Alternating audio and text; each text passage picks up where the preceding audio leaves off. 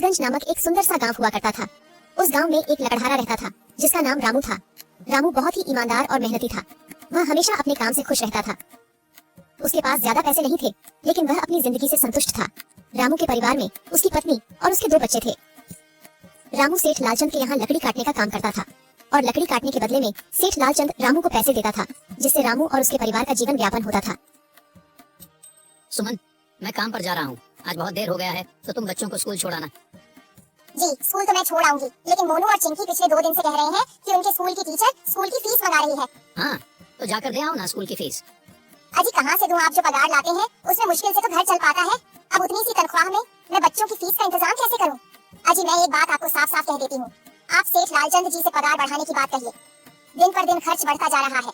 बाजार में अगर सब्जी लेने निकलो तो सब्जियों के दाम आसमान छू रहे हैं, और बच्चों की पढ़ाई का खर्चा, घर का खर्चा, अब इतनी कम तनख्वाह में कैसे गुजारा होगा? ठीक है, मैं आज ही सेठ जी से थोड़ा पगार बढ़ाने की बात करता हूँ। इतना कहकर रामू काम पर चला जाता है।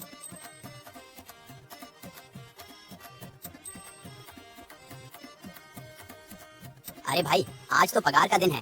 देखो, अब यह सेठ लालचंद कोई ना कोई लोचा जरूर करेगा। हमेशा कोई ना कोई बहाना बनाकर पगार कम कर देता है। और अगली बार तो मेरी आधी पगार काट ली थी, यह कहकर कि जो मैंने लालचंद जी से 200 रुपए उधार लिए थे उसका ब्याज बढ़कर 1000 रुपए हो गया है, इसलिए मैं तुम्हारी पगार में से 1000 रुपए काट रहा हूँ।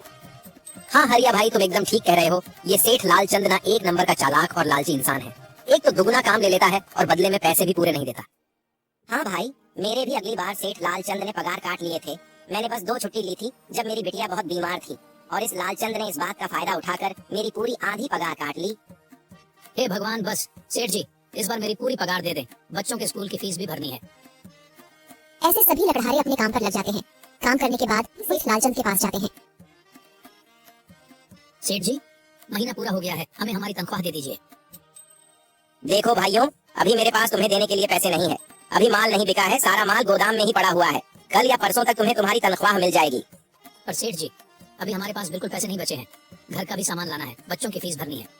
अरे मैंने कहा तो सही, 1-2 दिन और रुक जाओ, कल या परसों तक पैसे मिल जाएंगे। अभी मेरे पास पैसे नहीं है। सभी लकड़हारे निराश मन से अपने अपने घर आ जाते हैं।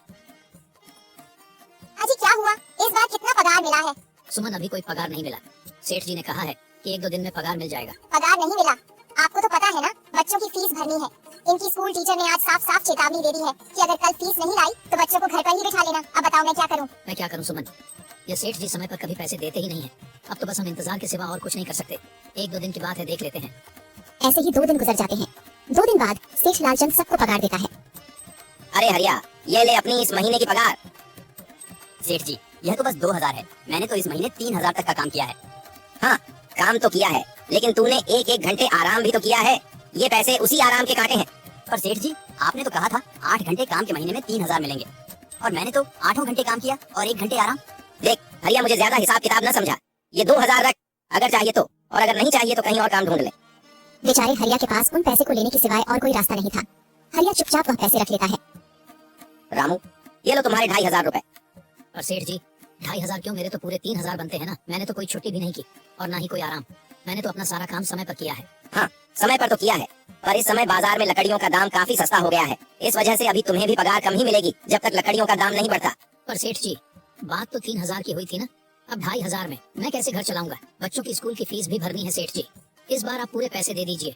2500 ही मिलेंगे तुझे। यहाँ काम करना है तो कर, वरना कहीं और काम ढूंढ ले। बेचारे हरिया के पास उन पैसे को लेने के सिवाय और कोई रास्ता नहीं था। अरे भाई, यह सेठ लालचंद एक नंबर का बेईमान इंसान है। सारे पैसे अपने जेब में भर लेता है और बहाने बनाता है कि लकड़ियों के दाम सस्ते हो गए हैं। देख लेना, हम गरीबों की किसी न किसी दिन इसे जरूर हाय लगेगी। नहीं हरिया, ऐसे नहीं कहते। वह हमारे अन्नदाता है। आखिर उन्हीं की वजह से तो हमारा घर चल रहा है। अरे काहे का अन्नदाता? काम के पूरे पैसे तो देता नहीं है। पूरे महीने मेहनत करके भी क्या मिलते हैं? बस ये 2000 रुपए। इसमें घर खर्च कैसे चलाएं? ऐसे तो हम कभी तरक्की नहीं कर पाएंगे। और हम कर भी क्या सकते हैं हरिया? हमें लकड़ी काटने के सिवा और कोई काम कहाँ आता है? और कोई काम खोलना भी चाहे तो उसके लिए हमारे पास इतने पैसे कहाँ हैं? अब जो भी हो, हमारा तो बस ये सेठ लालचंद ही सहारा है ना। कुछ देर बातें करने के बाद अपने घर की ओर निकल पड़ते हैं। जी आ गए आप। कितनी पगार मिला है? सुमन, इस बार सेठ जी ने बस 2500 रुपए ही दिए हैं। बस 2000? इतने में कैसे घर चलाएंगे? बच्चों की फीस में ही 1000 रुपए निकल जाएंगे। फिर 1500 में क्या क्या करेंगे? अब मैं क्या कहूँ सुमन, अब तुम्हें इसी में ही गुजारा करना होगा।